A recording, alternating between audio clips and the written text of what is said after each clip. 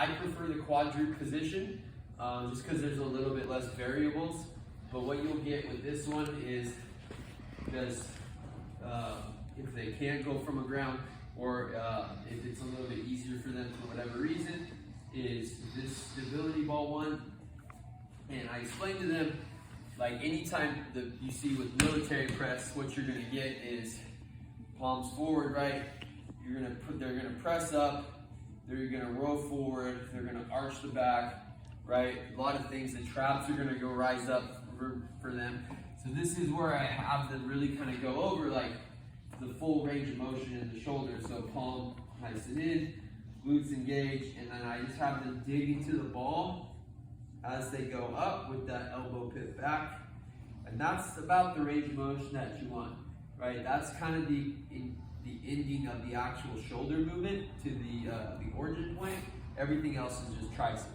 So you're not really wanting, or traps to get the rest higher. So we really don't want to, we just want to focus on the shoulder. So it keeps the shoulder blade externally, or the shoulder joint externally rotated, palm in, and they create their own resistance by how much they dig into the ball here.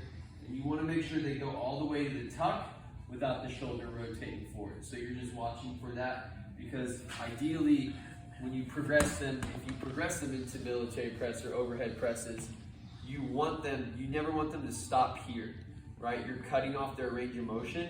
You want them to come all the way to a tuck. For those of you guys that do powerlifting, you know that the bar has to come all the way down to here, right? And when people do that, that's when they roll forward, right? And so they're initiating the most strength, or the most power they have to produce in that exercise comes from the bottom, and now their shoulders are rolled forward. So now that impingement is gonna create an issue. Maybe they're able to do it, but that you're just asking for issues there. So one of the big things about this one is, yes, I wanna make sure that they're getting full range of motion as they go for that press, but it's also good in teaching about the elbow, the tuck, and getting that full range of motion. Now, if they can go to the ground, that's even better.